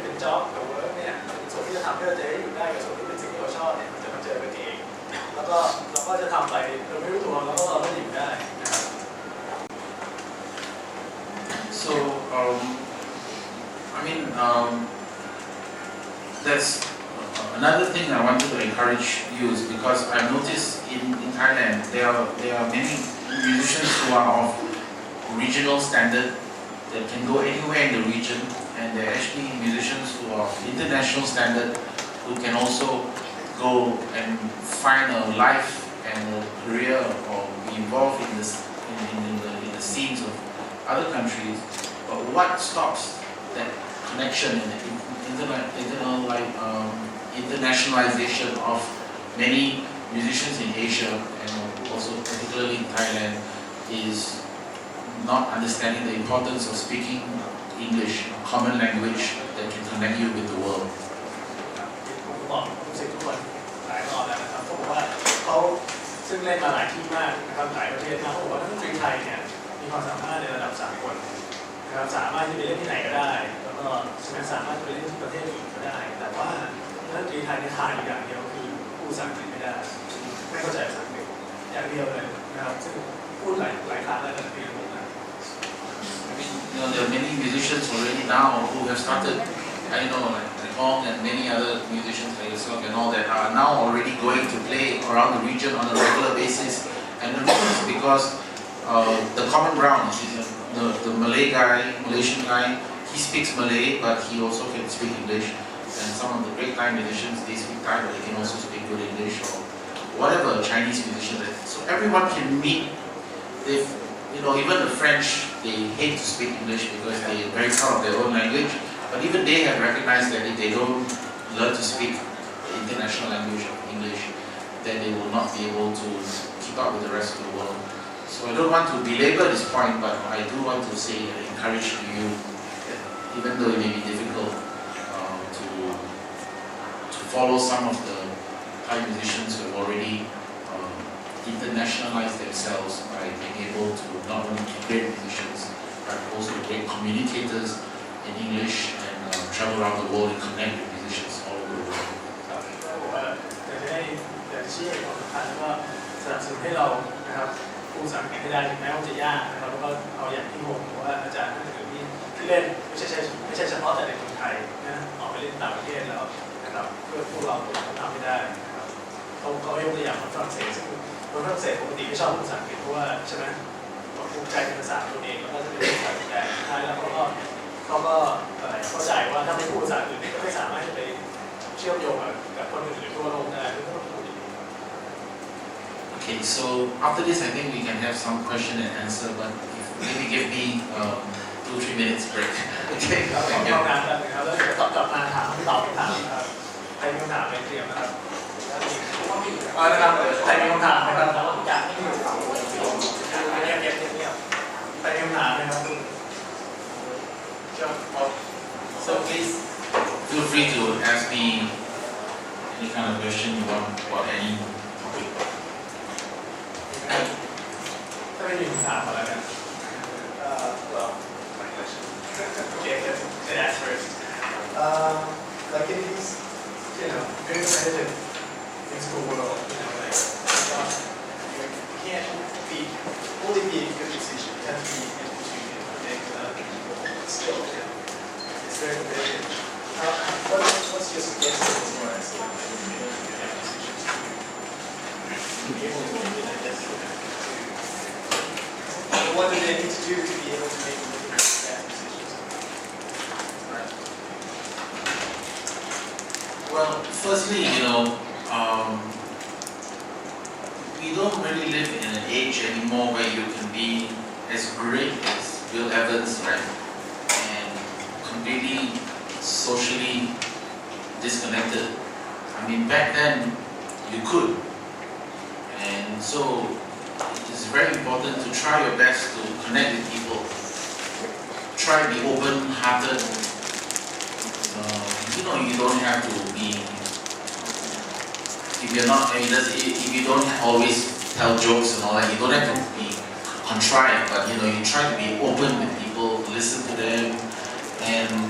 be authentic. Open-hearted, just open your ears and be willing to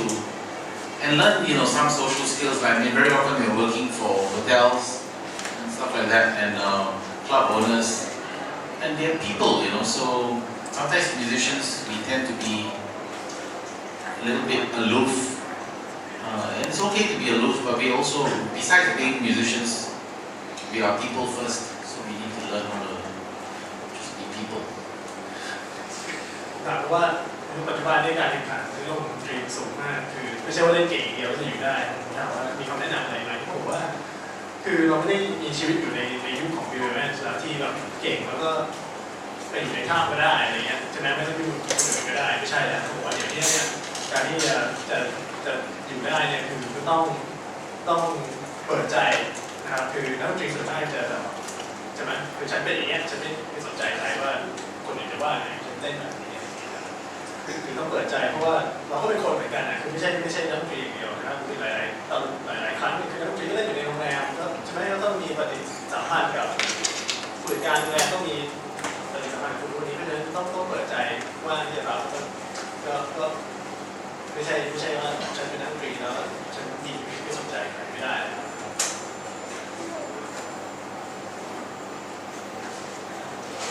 ถามไหมครับคุณเป็นโทรถามหน่อยไม่สนใจไม่มีคำถามเลยที่ว่าเพื่อนไปเมื่อกี้วันส่งไว้ซิ่งอะไรสมมติเราไม่ถามไหมเยอะมากถามสิบลูใช้ได้เขาเนี่ยถามสิครับถ้าเกิดเป็นเล่นแบบเยี่ยมสุดครับแล้วเวลาตัวรถจะเล่นเป็นเกมแบบเลยนะ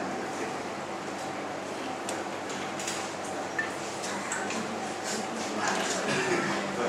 ถ้าเล่นจริงๆแบบเป็นตัวไหนดีเลยเวลาเล่นแอสเซทเป็น16ต้องมีแอสเซทในมีเดียมสวิง medium swing if you like try to do it 16 times how you get an exit those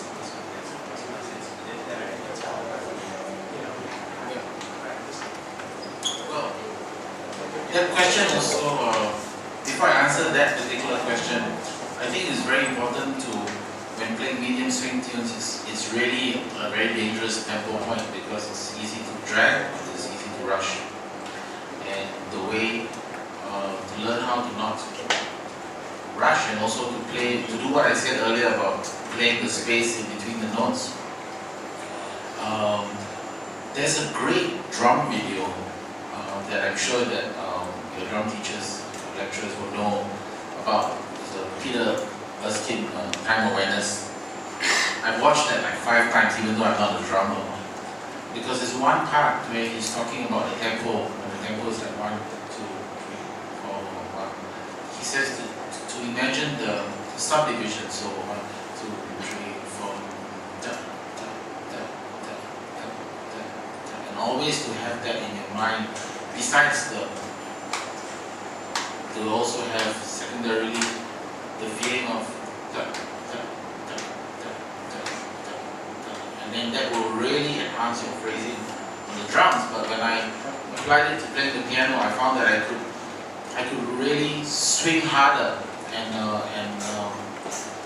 as far as the accents is concerned, most of the accents are kind of random, but in order for you to know how to be random, it's, of course, at first you kind of accent on the first of, maybe the first of the 4 16 notes or the first of the 4 or whatever, but the way to learn how to figure out the random accents is to listen a lot to the guys who can really, play it like what I was doing.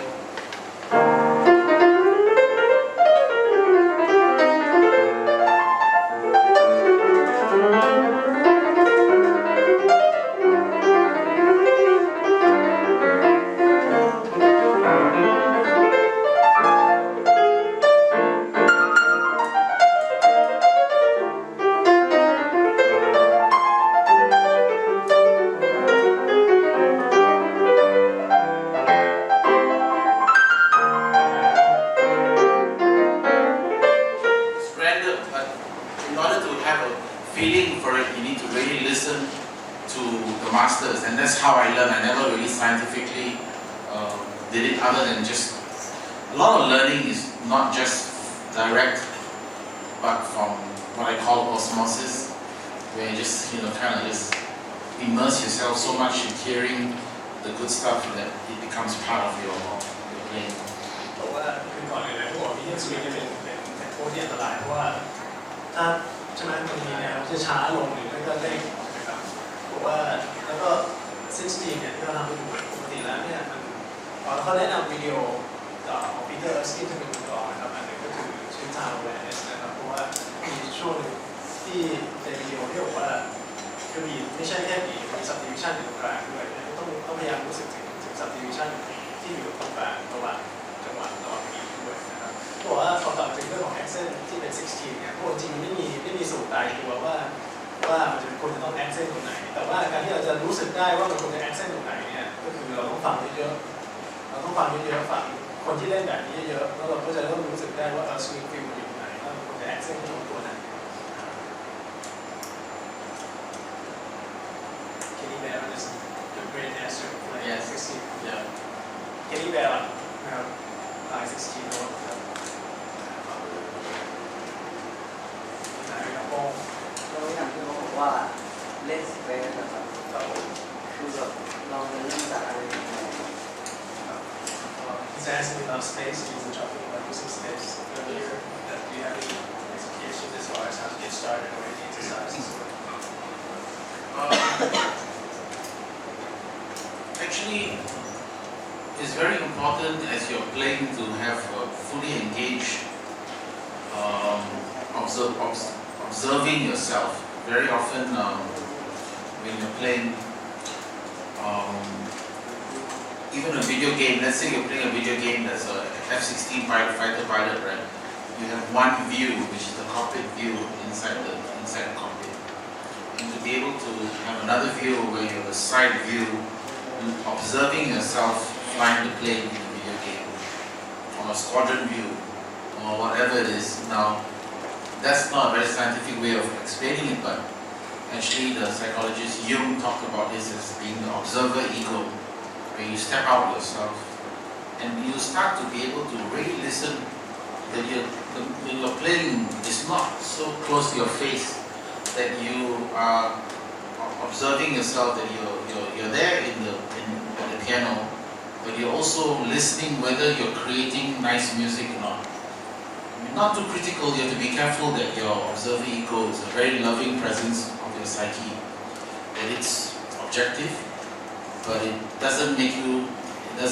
frighten you. Don't confuse it with the voices in your head, with critical people in your life, and kind of look down, or then you start to get scared to play. But a very loving presence within yourself, watching the way you play, and it's a matter of, it's like when you want to comb your hair, right? If you want to comb your hair without a mirror, you probably won't comb your hair as well as if you have a mirror. So how do you create this way to observe yourself so that you will always be able to, as you're creating the art, you will be able to temper whether you're phrasing correctly, or it's a mental thing more than anything else. Does it help recording to yourself? That's a good way of doing it as well. To play back, and then you can figure, oh wow, that passage I rushed, or this I didn't put enough space in that passage. Absolutely. ที่โก้ก็ถามว่าใช่ไหมเรื่องของ space ทำไงเขาตอบผมว่าดีมากนะเขาบอกว่าเหมือนเราเล่นวิดีโอเกมใช่ไหมเราเล่นผมว่าขับเครื่องบินใช่ไหมครับเราก็จะเห็นเหมือนเรานั่งอยู่ในห้องนักบินใช่ไหมขับเครื่องบินก็เห็นว่าในวิดีโอเกมมันสามารถเปลี่ยนฉากให้เห็นเครื่องบินที่เราเอามาขับได้เครื่องบินที่เราเอามาขับด้วยได้เครื่องบินทั้งลำไม่ใช่ว่าเห็นแค่มุมเดียวเหมือนกันแล้วเล่นวิดีโอเนี่ยให้สังเกตตัวเองเหมือนกับที่เราเป็นคนฟังอ่ะใช่ไหมครับคือไม่ใช่ว่าคือดนตรีมันอยู่ใกล้ซะจนเราไม่รู้ว่าสิ่งที่เราเล่นมันดีหรือไม่ดีให้สังเกตตัวเองจากมุมมองของคนฟังบ้างจะได้รู้ว่าสิ่งที่เราเล่นมันดีหรือไม่ดีนะครับแล้วก็ไม่ต้องวิพากษ์วิจารณ์ตัวเองจนทำให้ตัวเองเสียกำลังใจนะครับคืออะไรดีก็ว่าก็ดีอะไรไม่ดีก็ว่าไม่ดีผมก็เลยถามว่าแล้วการหัดตัวเองเนี่ย ว่ามันก็ใช่ไหมเหมือนกับเราเป็นคนฟังคนหนึ่งนะครับแล้วเราไม่ได้มาตัดสินได้ว่าอะไรดีอะไรไม่ดีนะครับหนาวอยู่แล้วครับเจมส์ไงครับถามถึงคนอื่นครับ อย่างที่บอกว่าเวลาเขาซ้อมเป็นสเกล40 นาทีอะไรอย่างเงี้ย ครับ ถ้าเกิดแบบผมเองผมจะทำมากแล้วถ้าแบบตารางมันดีครับทุกว่าผมไล่สเกลปั๊บตั้งไว้40 นาทีแต่วันนี้ปั๊บดูเวลามันเป็นชั่วโมงนะครับแล้วเวลาที่เหลือเป็นเวลาจำกัดเราควรจะแก้สถานการณ์ยังไง You said like you talking about like practicing skill in the marketplace. He asked like what if he went overboard and practiced it for 45 minutes. Like what else? Oh, I mean, I was talking in the context when you discipline yourself to have at least a minimum. As a student, I don't think, or as a serious musician, I don't think you can effectively maintain your level of playing or grow. Just maintain your level of playing. If you don't spend an hour and a half a day on your instrument. But if you have more than 1.5 hours, then great. But if you know I only have 1.5 hours, then I think that you should be useful to have a plan. But if you don't have a problem in time, you don't have to run and do something else, then by all means, if you want to spend more time on developing your chops, no problem at all. ผมว่าคือถ้าเป็นนักเรียนแล้วมีเวลามากมันก็ซ้อมไปเถอะไม่เป็นไรซ้อมไปเลยแล้วก็ใช่ไหมที่แบบว่าซ้อมในสิ่งที่เขาบอกเนี่ยมันไม่เป็นที่จะต้องสเต็ปอยู่15-20 นาทีผมว่าคือในช่วง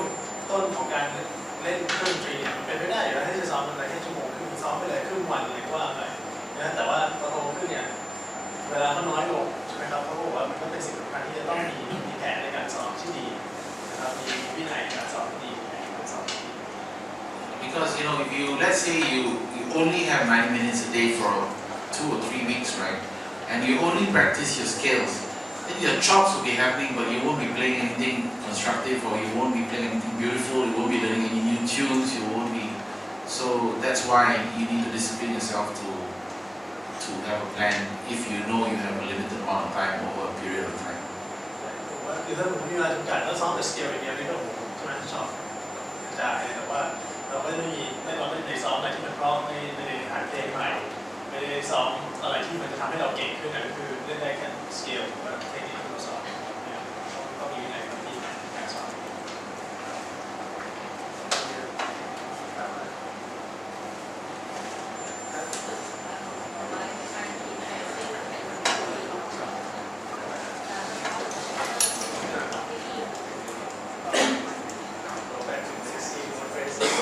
How you start, like using signals and something like that. Do you have any good exercises how to start to practice? Actually, I think more important than practicing 16 notes is having this great 8-note feel. And I think that if you have great 8-note feel phrases that you're working on, then when you practice your scales and your chops, the 16 notes are going to come naturally. But the harder thing is to develop a real swinging, like I say, not alternates, right? It's just 8 notes, right?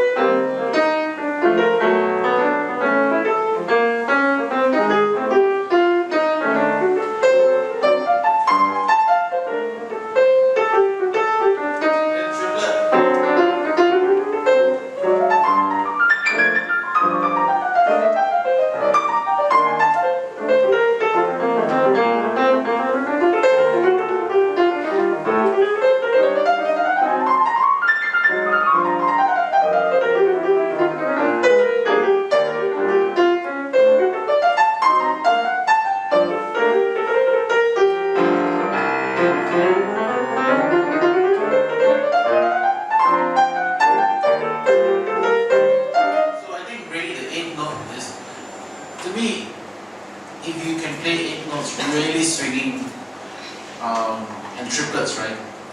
There's a great arsenal already. And then as you develop your facility by practicing a lot of scales and Hanon and so on and so forth and etudes, the 16 notes will really come naturally. เพราะว่าก่อนที่เล่น16 โน้ตเนี่ยครับตัวสิ่งที่สำคัญที่สุดเลยก็คือต้องมี8 โน้ตฟิล11 ชั้นเนี่ยที่ดีก่อนแล้วเดี๋ยวมันก็ค่อยๆใหม่ให้เข้าเลยสาธิตว่า8 โน้ตฟิลที่ดีเป็นไงที่มันสวีทแบบเมื่อกี้เป็นยังไงแล้วก็หลังจากนั้นก็เริ่มเล่นทริปเลยพวกแค่2 อย่างนี้ก็สุดๆแล้วใช่ไหมแล้วก็สมมติซ้อมสเกลซ้อมแฮนด์ไปเรื่อยๆเนี่ยเดี๋ยว16 โน้ตมันก็มาเองได้โดยธรรมชาติ เรื่องหลายครับ Yeah.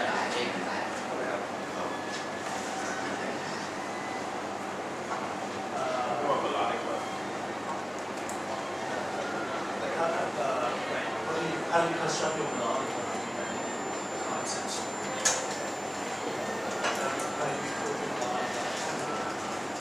I mean, for me, when I work with beginners and intermediate students, I teach them really 3 scales first, right? Which is the blues scale, then the Dorian scale, and then the diminished scale, which later on kind of becomes the altered scale. And I believe that if you can play these 3 scales, even as a non-jazz trained or classical musician trying to play jazz, you can kind of play almost every standard that's out there already. So then you basically start to construct interesting lines from fooling around and going with sound. Always go with sound. And the other thing is listening. For me, listening as a student, right? Let me just say that if you practice 90 minutes a day, you have to be listening 90 minutes a day. It's half and half, and I think that you cannot escape from this as a student. And in fact, since you remain a student your entire life as a jazz musician, listening is a wonderful way of just keep increasing what you hear in your head. And when you hear it in your head and you connect it with what is coming out of your hands, then that's when you start creating music. Chick Corea says, if you don't hear it, don't play it. You gotta hear it in your head, and you play what you hear in your head. And as a musician, whether as a composer or a player, same like an artist, there's 2 ways of approaching a painting, right? One is that you actually see the entire painting in your head already, and then you go to the canvas, and all you do is transfer what's you see in your mind's eye onto the canvas. And then another way is that you kind of don't know where you're going, you're just kind of meandering, and then you create a piece of art like that. There are 2 ways of creating visual art. So similarly, music, you can do that. When you're composing, you can just sit down and you can just imagine your quartet or quintet or whatever, and then you start to see a tune, a piece, and then after you see it in your mind's eye, then you go and sit down and you record it, or you play it, or you do construct it by coming up with a melody first, working on 4 bars at a time, or whatever it is. So there's so many ways of approaching it. ว่าที่ไม่รู้อย่างนะครับเป็นวาดรูปนะครับคืออย่างจิตรกรวาดรูปเนี่ยจะมี2 วิธีคือเป็นเห็นภาพทั้งหมดก่อนวาดรูปจะออกเป็นยังไงแล้วถึงจะลงมือเขียนหรือไม่รู้ว่าภาพจะออกไหนก็เริ่มเขียนก็เติมเข้าไปเรื่อยๆภาพแล้วก็มี2 วิธีเหมือนกันเราเล่นเนี่ยใช่ไหมหรือว่าทำคาราบาลเนี่ยคือมีภาพรวมเห็นภาพทั้งหมดก่อนแล้วถึงจะลงมือเขียนลงมืออ่านทำงานที่ชิ้นนะครับอย่างที่บอกชิคโกเรียบอกว่าถ้าไม่ได้ยินก็อย่าเล่นไม่ได้ยินอะไรคือเล่นเฉพาะในส่วนที่สิ่งที่ได้ยินอย่างเดียวเพราะตอนแรกผมว่าที่เขาสอนนักเรียนเขาก็เริ่มต้นด้วยบูสเกลเริ่มต้นด้วยดอริสเกลแล้วก็ดิสเกลก่อนรู้จัก3 สเกลนี้ก็เล่นได้ทั้งหมดนะแต่ว่าสิ่งสำคัญจริงๆก็คือเล่นส่วนที่เราได้ยินแล้วก็ฟังเขาบอกว่าให้ฟังเยอะๆใช่ไหมเมื่อกี้เขาพูดถึงว่า90 นาทีของการซ้อมถ้าเราซ้อม90 นาทีแล้วก็ควรจะต้องฟังอีก90 นาทีครึ่งๆนะครับเขาบอกอย่างนี้เลยเราการเล่นดนตรีแจ๊สก็เป็นนักเรียนไปตลอดชีวิตนะคือเราต้องฟังไปตลอดฟังไปเรื่อยๆนะครับก็ต้องฟังเยอะนะครับการฟังในการฟังก็ฟังยังไง ๆใช่ผมต้องฟังคำถามสุดท้ายแล้ว When you listen to music, what do you listen to? I listen to all kinds of music, of course, mostly jazz, but I love listening to classical. In fact, I love listening to Ravel. And in fact, it was interesting that one time a critic was writing about one of my performances, started to say that he could hear a lot of Ravel influence in my jazz playing. So that is, I never really spent time studying Ravel except in the early years, maybe some Ravel pieces, but just listening to a lot of this. Again, listening by osmosis. You listen to a lot of Ravel or Shostakovich or that kind of modern composers, or even Mozart, just for phrasing. Great classical pianists, you will learn. So I think you should listen to a lot of stuff. And I love listening to James Taylor because of the way he phrases when he sings, and so I can apply that. Or even Johnny Mathis, kind of cheesy, kind of some people say, but I love listening to him for the way he breathes when he sings a ballad. So just like listen to everything, classical music, even rock music, pop music, and everything, even though your main study might be jazz. ผมว่าอย่างแรกเลยคือเขาฟังเยอะแล้วเขาฟังทุกอย่างไม่ใช่คือส่วนมากเป็นแจ๊สแต่ว่าเขาฟังร็อกฟังร็อกฟังเร็วเขาบอกว่าเขาจะชอบงานเร็วแล้วก็คือแปลกมากอย่างนึงก็คือเคยมีนักวิพากษ์วิจารณ์จริงๆบอกว่าเริ่มจะได้ยินเสียงของเราเร็วในการเล่นของเราซึ่งจริงๆแล้วเขาไม่ได้รู้ตัวเขาไม่เคยศึกษาเร็วแบบจริงจังนะแต่เขาชอบจริงๆเร็วเขาฟังเรื่องเขาบอกว่าการฟังเนี่ยมันเป็นการซึมซับเข้าไปไม่ได้เราไม่รู้ตัวนะครับเขาบอกว่าคือเขาให้ความสำคัญกับ phrasing มากอย่างที่ตอนแรกที่เขาอธิบายนะครับ phrasing เนี่ยเขาบอกว่าเขาฟังจากจอห์นนี่แมนใช่ไหมฟังเจมส์เทเลอร์เรื่องของ phrasing เวลาที่ร้องมีการหายใจยังไงใช่ไหมครับเจมส์เทเลอร์มีการ phrasing มีการ phrase ยังไงเขาให้ความสำคัญกับ phrasing มากแต่เป็นสิ่งที่เราฟังไม่สุดแน่ Anyway,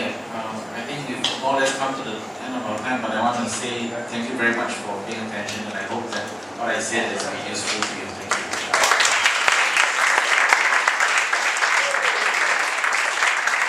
ขอเสียงปรบมือนะครับเจอร์นี่มัน